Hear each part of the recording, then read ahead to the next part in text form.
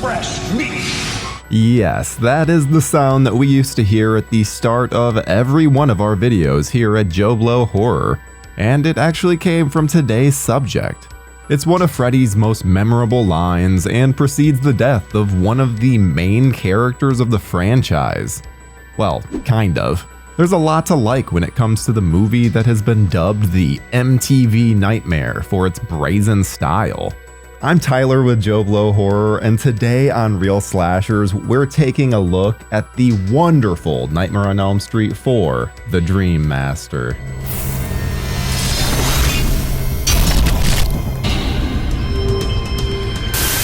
Did you ever hear of the Dream Master? Sounds like a game show host to me. Just have to dream about someplace fun. Remember, you're in control. I will always love these opening credits, as we see someone using chalk on a cement surface, and that's when it's revealed to be a child creating chalk drawings in front of 1428 Elm. And the fact that it's scored with this over-the-top 80s song really puts a nice bow on it.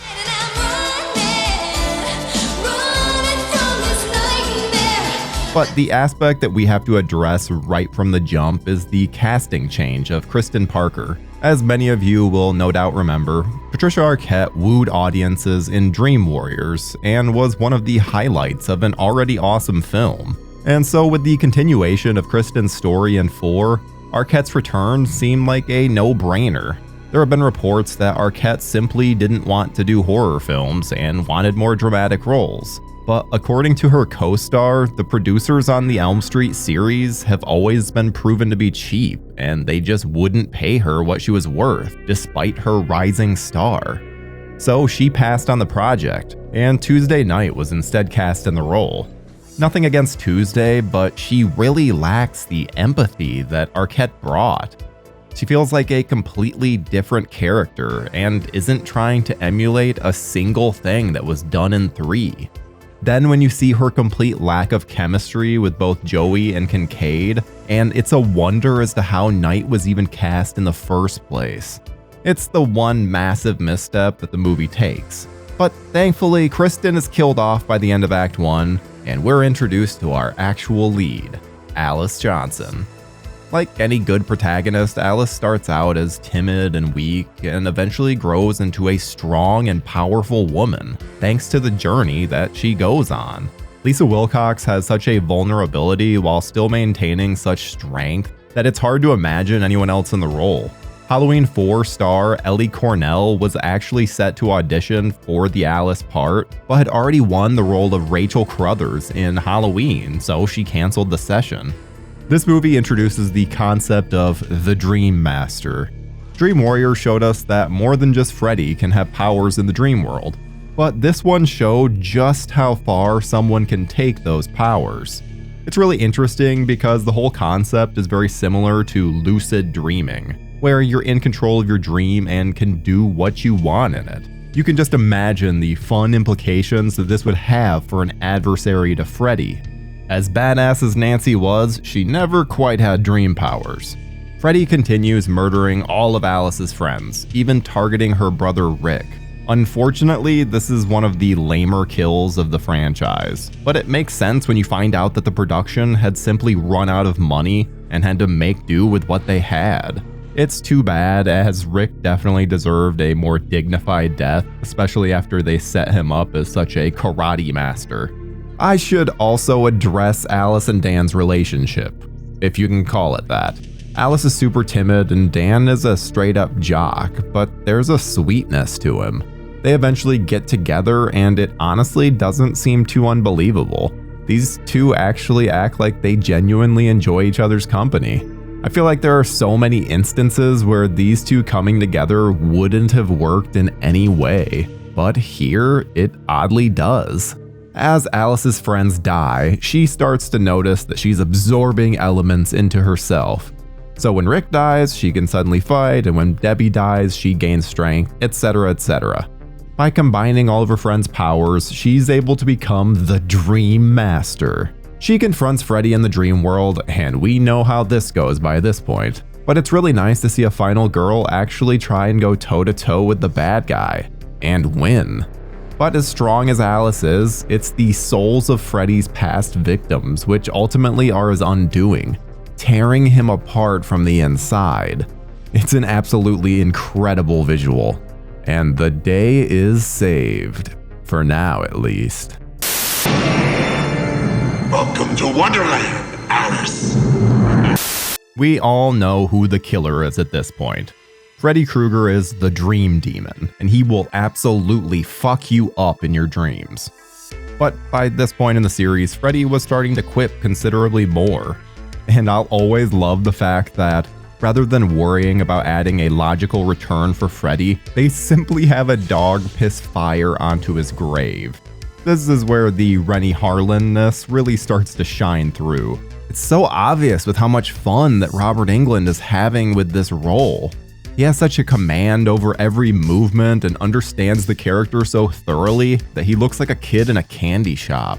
His interactions with all the teens are such fun, like an old-timer returning to a favorite hobby from his youth. You can practically see him skipping with joy.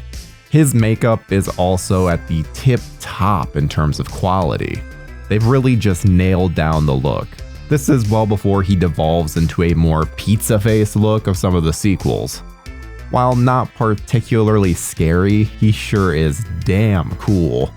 And at this point in the series, that's really all I'm asking for from Mr. Krueger. This is the MTV nightmare after all. You shouldn't have buried me. I'm not dead.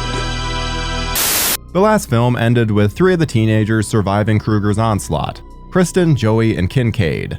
Joey was mostly a mute the last time we saw him, but Kincaid left quite a huge impression. Yo, Freddy!